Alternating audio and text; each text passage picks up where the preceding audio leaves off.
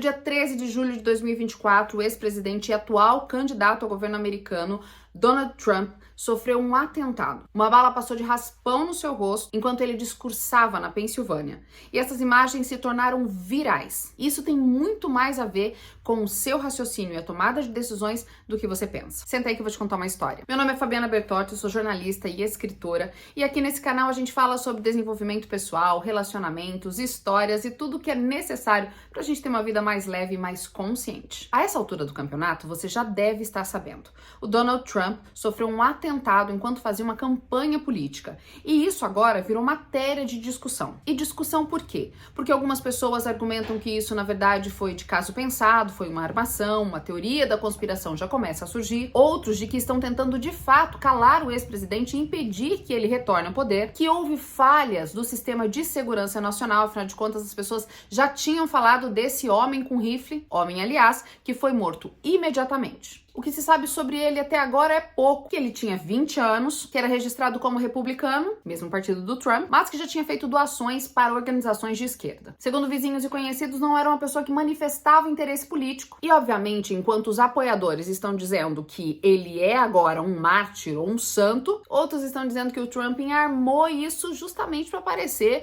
um herói, aquele que vai salvar a América, porque todos nós gostamos dessas narrativas. Assim que o fato aconteceu, um sniper americano já abateu o atirador. Trump foi imediatamente cercado por agentes do serviço de segurança, pediu ali para calçar o sapato, levantou o punho em riste e gritou: "Fight, fight, fight, luta". Essa imagem possivelmente vai permear toda a campanha eleitoral e vai ditar a narrativa nos Estados Unidos. Joe Biden, o outro candidato, lançou uma nota na imprensa lamentando o ocorrido e dizendo que isso era um fato inédito. Eu acho que ele tá com probleminhas de lembrança, porque realmente ele está. Porque inédito não é, né? A política americana é uma das mais violentas em se tratando de democracia do mundo. Todo mundo sabe que em 1865, Abraham Lincoln foi assassinado. Em 1881, foi o Garfield, não o gato, o presidente. 20 anos depois, o McKinley. Em 63, o mais famoso de todos, John Kennedy. O Reagan foi ferido em 81, todo mundo lembra disso. E tem o caso famoso de 1912, de quando Roosevelt foi salvo por um calhamaço do discurso dele que ele carregava no casaco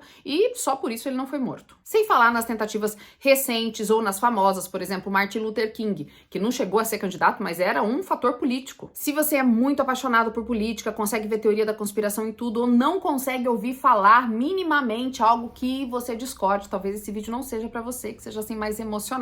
E se você quer mesmo entender o que isso tem a ver com o nosso comportamento, fique até o final que eu prometo que eu vou explicar. A questão da posse de armas é de fato uma discussão muito quente nos Estados Unidos. Trump, um ferrenho apoiador da posse e do porte de armas, pode nem reclamar que um cara armado estava no seu discurso. Por outro lado, a violência vem sendo normalizada. Não que ela seja rara. Nos Estados Unidos, eles têm a tradição de muita violência incutida no sistema político. Mas isso tem ficado cada vez mais comum. Vocês lembram da invasão do Capitólio, né? Mas isso é muito interessante do ponto de vista comportamental. E é sobre isso que eu quero falar com você. Todos nós compramos narrativas.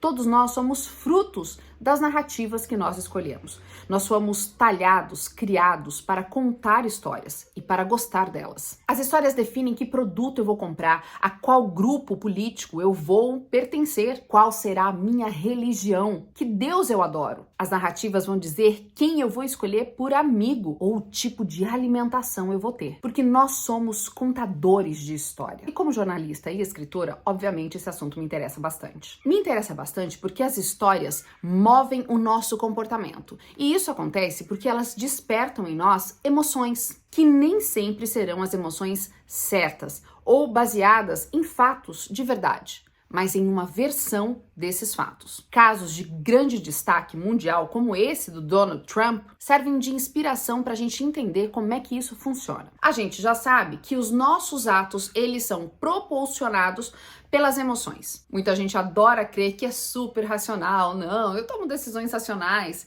Mas a verdade é que a gente já sabe. A gente age a partir de uma emoção. É aquilo que eu estou sentindo que vai fazer com que eu tome uma decisão. Às vezes eu vou usar a razão para justificá-la, fala para embasá-la, mas foi a emoção que me fez agir. Lá na Bíblia tem um verso que eu gosto muito, tem Mateus 7,15, que diz assim: cuidado com os falsos pregadores, com os falsos profetas, porque eles vêm até você parecendo cordeiro, mas na verdade são só pele de cordeiro, na verdade são lobos. Esse verso bíblico é um alerta para todo mundo quanto às histórias que a gente compra. Raciocine comigo. Se as minhas decisões, se as minhas escolhas, passando daquilo que eu visto até aquilo que eu como, a religião que eu pertenço, ou até o partido político no qual eu vou votar, elas são propulsionadas, ou seja, o gatilho delas são as minhas emoções, e as minhas emoções, elas são derivadas das narrativas que eu compro. Se eu escolho a narrativa errada ou se eu não estou bem sedimentada nesses fatos, existe grande risco de eu tomar decisões bastante equivocadas na minha vida. Nesse exato momento, muitas pessoas estão em dúvida nos Estados Unidos. Será que eles apoiam Biden? Será que ele realmente está tendo problemas de memória? Está muito velho? Bom, o Donald Trump também está velho, mas ele parece estar mais aguerrido para a luta. E nessa dúvida, um atentado como esse, seja fabricado ou não, porque na mídia americana o que se fala é isso, existe uma dúvida enorme, mas a maneira como ele vai reagir a um atentado como esse pode definir o voto de milhões de pessoas. Vai definir o rumo de uma nação. E o que isso tem a ver lá nos Estados Unidos?